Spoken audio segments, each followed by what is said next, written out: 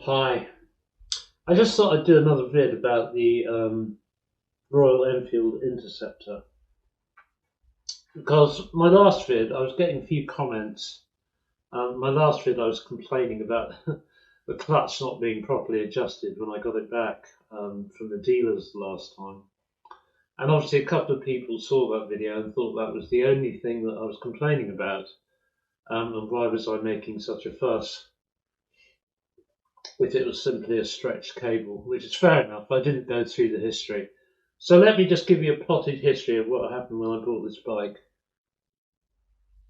Um, I had it for 2 weeks. I bought it new. I had it for 2 weeks. The bike kept on cutting out. So I asked on the Royal Enfield Interceptor owners page on Facebook what I should do, and it was pretty unanimous that I should send it back to the dealers, which I did.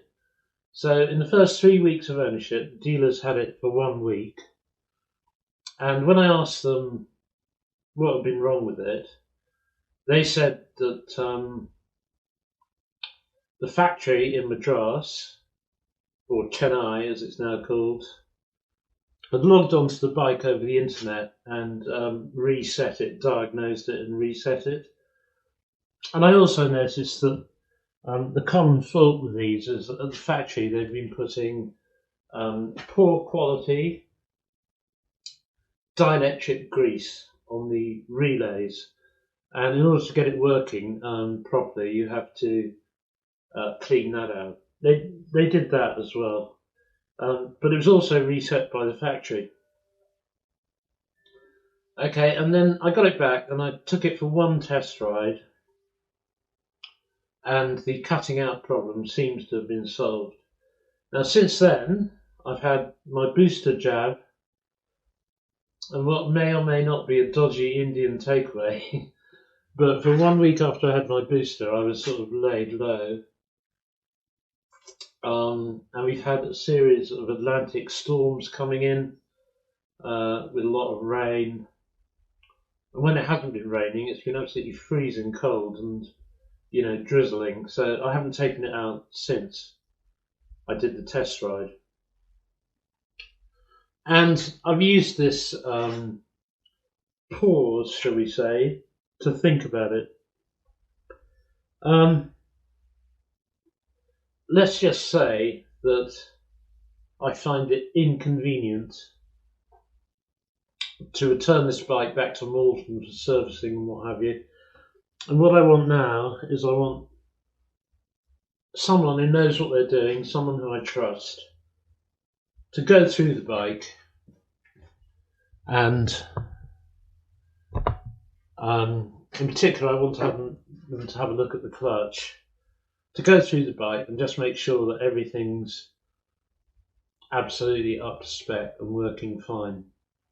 Now, happily, I've got a very good reason for doing that as well, because I wasn't planning to do any modifications to the bike until I at least passed the 300-mile first service boundary. But I've only done 120 miles odd, but I know there's something I want to change straight away. The other modifications, I want to ride the bike as is, so that when I start modifying it, I can tell, I've got something to compare it against, so I can tell the modifications have actually made it better. But one thing I don't have to wait to upgrade is the pegs, because they're in the wrong position for me. Now, if you look at, there's a guy on YouTube called Mark Pulling who does reviews of bikes. He's reviewed this one actually quite recently, and he has a stature, right? He always makes a point on his vids of showing the rider triangle, whether he can get his feet down and what have you. And he is 5'7" and has a 30-inch inseam. But I'm a bit more like Ernie Wise. I've got short, fat, hairy legs. Because I'm 5'8" and I only have a 29-inch inseam. So you can tell our proportions are different. And for me, although he found the Interceptor very, very comfortable, for me, I can find that my back feels hunched a bit. So the solution, I think, is this.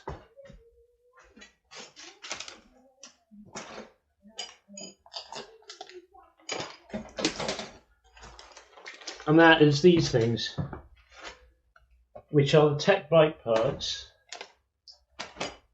replaceable gear lever and brake pedals. Now I can have them. They stick out a bit more than the originals, but they also, I think I'm right in saying, they also bring the pegs out a bit. And I'm hoping if I fit the pegs, or have the pegs fitted 2 inches backwards, that will stretch me out more on the bike. It might straighten up my bike a bit, back a bit, because the pegs will be back. I'll be leaning forward a bit more. Okay, there's going to be a bit more weight on my wrists. That's fine. And I'm hoping that will sort out the ergos of this bike for me. I don't have to ride it anymore to know that's what I want. And also, these pegs are in the wrong place for when, when I get it out of this garage, for instance, I have to paddle the bike backwards, and the pegs are in the wrong place for that. So I can do that. What I can do is I've also got adjustable levers to fit. Again, it won't affect the bike, the performance or anything like that. So I think what I'm going to do is take the bike in to somewhere I have trust. I've just noticed another scratch. Somewhere I trust. Have them go through it. Fit the pegs and levers. Get them to have a check out the clutch. And then I'll be happy to carry on running it in. But I think all this, all this backwards and forwards, the bike cutting out, the absurd runaround I was given on the phone, the thought that it was going to cost me 40 quid to have the bike picked up and returned to me in the state it should have been returned, delivered to me in the first place after only 2 weeks. All of it has sort of knocked the wind out of my sails a bit. And I think what I'm going to do is just only go out on the bike on the very best days when the roads are dry and it's not raining and it's moderately warm, and run it in gently over the winter, just on the best days. And then come spring, with a bit of luck, I'll be, hopefully it will have the first service. I'm not going to take it back to the dealers for the main service. It might trash my warranty, but no, it's going to go to a local person whose ability I trust. My friend Steve's cave is absolutely chocker at the moment with projects, so he can't fit it in. But there's another guy in Tewkesbury called Bod's, and I think what I'll do is I'll wander along there and book it in and get him. It was always going to cost me money to do this, because as you can see I have no room in this garage, and the floor isn't even flat, it's on a slope, and I don't have the tools, the knowledge to actually work on the bike myself for things like that. I'd rather someone who's properly insured did it. Yeah, and I'll have that done. I'll have the pegs, the levers replaced. Hopefully that will sort out the ergos for me, and just run it in gently. Because when I was thinking about it, I thought, well, this is the bike I want. Right, I went through a whole process of going through bikes, eliminating them down to the last 3, and then deciding that this was the one I wanted. And the time I have spent riding it in between cutouts has been really enjoyable. It's got the chuff, chuff, chuff, chuff, chuff I want. Because I don't want to go at maniac speeds. I want to potter around the countryside drinking it all in. It's escapism. I don't rely on the bike for getting to work or anything like that. For me, it's a hobby. So I think that's where we stand. I think this is the bike I want. I'm going to get it sorted, despite the setbacks that I've had so far.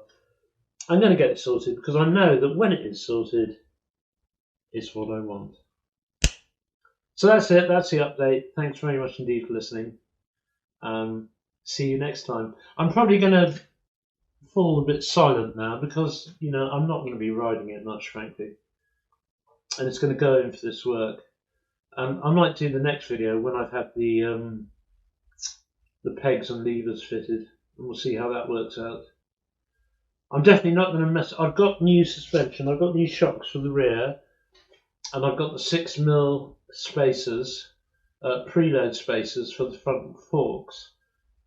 But I'm definitely not going to do that until the first service has occurred, just so I can tell, for instance, that the spacers do make a difference to the front end, and just so I can tell that the new shocks, have made a difference. I've taken the shocks on this up one setting on the preload, which has made it a hell of a lot better, to be honest, because they come with the softest settings. And I've just gone up a notch, and that made it a lot better. Okay, that really is it. Thanks very much indeed for listening.